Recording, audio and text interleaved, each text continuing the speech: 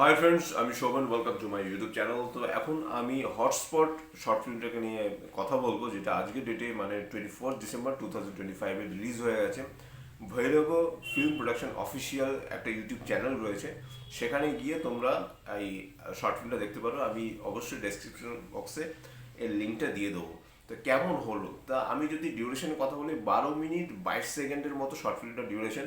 এখানে একটা comic relief এখানে দেওয়া হয়েছে। এটাকে মানে জাস্ট প্রীতম দত্ত সাধারণত এরকম শর্ট ফিল্ম বানান না। এখন তো সে মানে বড় বাজেটের ফিল্ম বানাচ্ছে, এবং মানে পূর্ণ দৈর্ঘ্য সিনেমা বলতে আমরা যেটা বুঝি, যেটা হলে রিলিজ করে সেই সিনেমা সে ওগুলো বানিয়ে রীতিমতো সফল হয়েছে। এবং তারপরেও সে আবার জাস্ট একটা শর্ট ফিল্ম করে একটা কামব্যাক করলো। আবার হয়তো বা সে নিশ্চয়ই ওগুলো 2 বানাবে বা অন্য ফিল্ম বানাবে, সেটা পরের ব্যাপার। তো এবার আমি হটস্পটের ঘটনাটা আসি। এখানে তিনটে ক্যারেক্টার অ্যাকচুয়ালি, প্রীতম দাস, অয়ন বোস এবং সুশান্ত সাহা, তিনটে ক্যারেক্টার মানে লিড রোলে এরাই রয়েছে। তা প্রথমে দেখানো হচ্ছে যে অয়ন বোসের যে ক্যারেক্টারটা, সে হলো ডিরেক্টর, এবং যে ক্যামেরা ডিওপির যে কাজ করছে প্রীতম দাস, এবং যে মানে যে বলে লাইটস ক্যামেরা অ্যাকশনের পর যে যে কাটের যে সিনটা হয়, যে সিনটার কথা যে লোকটা বলে আর কি, যে কাট, আপনারা তো দেখেই থাকবেন লাইটস ক্যামেরা অ্যাকশনের যে ব্যাপারটা থাকে এখানে, সেই যে ক্যারেক্টারটা এখানে প্লে করছে সুশান্ত সাহা। তো যাই হোক, তো এখানে যখনই ডিরেক্টর কথাটা বলে যে অ্যাকশন না বলে যখন বলে অ্যাকশন অ্যাকশন, যখন বারবার করে বলছে, সেই জায়গাটা কিন্তু বেশ মজা লাগছে, কিন্তু শুনতে কিন্তু বেশ ভালো লাগছে। এবং যে বিজিএমটা এখানে ক্রিয়েট করা হয়েছে সেটা বেশ ভালো। একটা জিনিস আমার একটু অন্যরকম লাগলো, সেটা হলো বিজিএমটা একটু বেশি লাউড মনে হলো। যার ফলে কি হয়েছে, যে ডায়লগ ডেলিভারি যখন করছে, তখন কি হচ্ছে, যে ডায়লগগুলো একটু কম শোনা যাচ্ছে। এখানে অয়ন ঘোষ কিন্তু ফাটিয়ে অ্যাক্টিং করেছে। এখানে একটা শর্ট ফিল্মের মধ্যেও কিন্তু প্রীতম দত্ত একটা মাস এলিমেন্ট ঢুকিয়েছে, যেটা আমার দেখতে দুর্দান্ত লাগছে। সে লাঠিটা যেভাবে ঘোরাচ্ছে, সেই জায়গাটা দুর্দান্ত। এখানে যেই জিনিসটা, যে প্লট পয়েন্ট যেটা, সেটা এখনো বলা হয়নি, সেটা এখন বলছি। সেটা হলো অ্যাকচুয়ালি তারা যে হটস্পট বলে অ্যাকচুয়ালি যে শর্ট ফিল্মটার নাম দেওয়া হয়েছে, তারা যে জায়গায় শ্যুটটা করছিল, যে একটা নায়ক নায়িকাকে জড়িয়ে ধরবে, নায়ক নায়িকাকে চুমু খাবে, যে শটটা তারা মানে ক্রিয়েট করার চেষ্টা করছিল, সেটা অ্যাকচুয়ালি একটা জম্বি স্পট। সেটা নিউজ চ্যানেলে পরে সুশান্ত সাহা যে ক্যারেক্টারটা তারা দেখতে পায়। তা তারপরে কি হলো না হলো সেটা জানতে হলে তোমাদের অবশ্যই এই হটস্পটটা দেখতে হবে। আমি দেখে বেশ মজা পেয়েছি। প্রীতম দত্ত শর্ট ফিল্ম আমার মোটামুটি সবগুলোই রিভিউ করা, check out my YouTube channel. তো আমি সাধারণত তার মানে পার্সপেক্টিভ সম্পূর্ণ আলাদা। মানে এত অল্প বয়সে সে একটা উগ্রের মতো একটা সিনেমা বানিয়েছে, বা সে যে শর্ট ফিল্মগুলো বানিয়েছে, সেগুলো যদি আপনারা না দেখে থাকেন, সেগুলো আপনার প্রীতমস রিভিউ বোধহয় চ্যানেলটার নাম আমি ভুলেও গেছি, কারণ এখন তো সে শর্ট ফিল্ম করা ছেড়ে দিয়েছে। তাও আপনারা চাইলে আমি লিঙ্ক দিয়ে দিতে পারি। সে সেখানে যে শর্ট ফিল্মগুলো বানিয়েছে, সেগুলোর কিন্তু আপনারা মানে কি বলবো, সেগুলোর যে চিন্তা ভাবনা, একটা প্রত্যেকটারই একটা শর্ট ফিল্মেরও তো একটা স্ক্রিন প্লে হয়, বা সেটার একটা স্ক্রিপ্ট বানিয়ে তবেই তো শর্ট ফিল্মটাকে বানানো হয়। যার যে চিন্তা ভাবনা, সেটা কিন্তু অনেক উঁচু লেভেলে, হাই লেভেলে। মানে কিন্তু এখানে যে জিনিসটা বানিয়েছে, এখানে জম্বিটা ঢুকিয়েছে, এবং এখানে সে কমিক রিলিফটা দিয়েছে বটে, কিন্তু তারপরে কোথাও গিয়ে মনে হচ্ছে যে এখানে কাজটা একটু আমার কাঁচা মনে হয়েছে। মানে মনে হচ্ছে যেন যে প্রীতম দত্ত হয়তো ফার্স্ট টাইম সে শর্ট ফিল্ম বানাচ্ছে এরকম টাইপের। এর আগে সে কখনো ক্যামেরার কাজ করেনি। এখানে মানে ডিরেক্টেড বাই প্রীতম দত্ত, যে সেটা আমরা তো একদম শেষে গিয়ে ক্রেডিটটা দেখে নিচ্ছি, বা সামনে একদম যখন শুরু হয় তখনও ক্রেডিটটা পড়ে।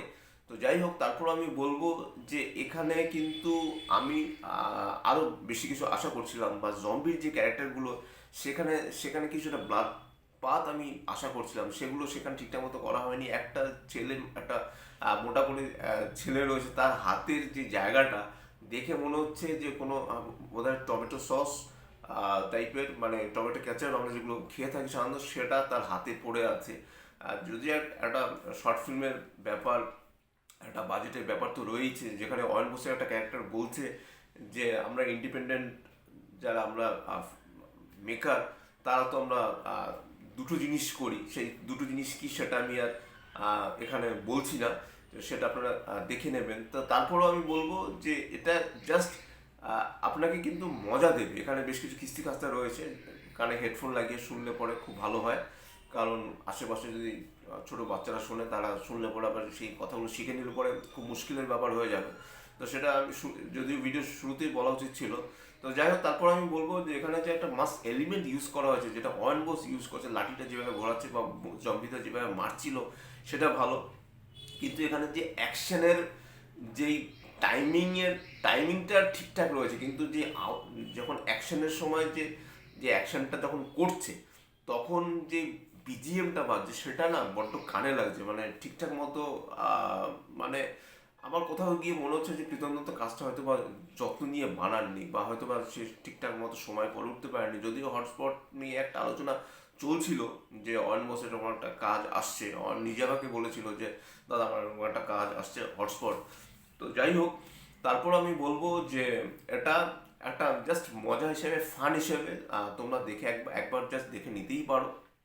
কারণ প্রচুর প্রচুর তো শর্ট ফিল্ম তোমরা দেখো বা প্রচুর মুভি ওয়েব সিরিজ দেখো, তার মাঝে এটা দেখে নিতেই পারো, জাস্ট ওয়ান টাইম ওয়াচের জন্য দেখতেই পারো। আর এখানে শেষে কিন্তু একটা টুইস্ট রয়েছে, যেখানে প্রডিউসার ঢোকে, সেটা আমি আর বলছি না, সেটা তাহলে পুরোপুরিভাবে স্পয়লার হয়ে যাবে। সেটা কিন্তু একটা বেশ একটা মজা দিয়েছে শেষটা, কিন্তু মানে শেষ 1 মিনিট 1.5 মিনিট কিন্তু যে এরকম একটা সিকোয়েন্স তৈরি হবে সেটা কিন্তু মানে ভাবাই যাচ্ছিল না। তবে তাও আমি বলবো এখানে যে কটা ক্যারেক্টার রয়েছে তার মধ্যে অয়ন বোসের ক্যারেক্টারটাই আমার বেশি ভালো লেগেছে। সুশান্ত সাহা বা প্রীতম দাসকে তো অ্যাজ ইট ইজ সেরকম মানে এমন ক্যারেক্টার তাকে দেওয়া হয় যে তাকে কবে যে একটা সিরিয়াস ক্যারেক্টারে বসানো হবে সেটা আমি নিজেও জানি না। আম, তাকে সিরিয়াস সিরিয়াস ক্যারেক্টার দেওয়া উচিত, তার মধ্যে কিন্তু সে পোটেনশিয়াল ভাবটা রয়েছে, ব্যাপারটা রয়েছে, পোটেনশিয়াল ব্যাপারটা রয়েছে, তাকে কিন্তু একটু সিরিয়াস মানে ক্যারেক্টারে কিন্তু তাকে পুল অফ করা যেতেই পারে। এবং সুশান্ত সাহা তারও এখানে বেশ খুব একটা কিছু করার ছিল না। কিন্তু তারপর আমি এখানে বলবো যে এখানে কিন্তু অয়নের যে ক্যারেক্টারটা, অয়ন বোসের কথা আমি বলছি, তার ক্যারেক্টারটা আমার এখানে সব থেকে বেশি ভালো লেগেছে। তার ডায়লগও আগের থেকে ভালো মানে সে বলছে, এবং সে আগের থেকে ভালো অভিনয়ও করছে। এটা খুব একটা বিশাল একটা ব্যাপার, কারণ সে কিন্তু চেষ্টা করছে রাইজিং স্টার হিসেবে, হয়তো বা তাকে আমরা ইন ফিউচার তাকে পেতেও পারি। আর এতটুকু বলবো যে অ্যাজ এ ফান হিসেবে তোমরা এই শর্ট ফিল্মটা দেখো, 12 মিনিট 22 সেকেন্ড, এমন কিছু খুব একটা বড় নয়।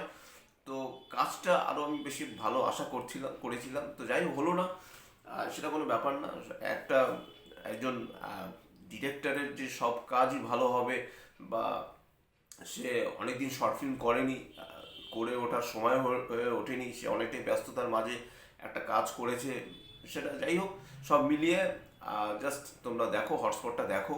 অনেক কথা হলো, প্রায় 12 মিনিট 22 সেকেন্ড শর্ট ফিল্মের ডিউরেশন। আমার ভিডিওটাই প্রায় শর্ট ফিল্মের কাছাকাছি হয়ে যাচ্ছে। তো যাই হোক, তোমরা দেখো, আশা করি তোমাদের ভালো লাগবে। আর মোটামুটি সে চেষ্টা করেছে, সেটাই সব থেকে বড় কথা, কারণ একটা শর্ট ফিল্ম বানানো কিন্তু কম কষ্টের ব্যাপার নয়। এই হলো। আর কালার প্যালেটও অতটা ভালো হয়নি, বড্ড সস্তা সস্তা লাগছিল। আহ, এই হলো ব্যাপার, আর কি বলবো, মানে সিনেমাটিক সিনেমাটিক অ্যাপ্রোচ তো এখানে আসছেই না, প্রশ্নই আসছে না। আর তারপরে আমি বলবো যে এটা জাস্ট ফর ফান হিসেবে তোমরা দেখো। Till then stay tune, tata, love you, bye by.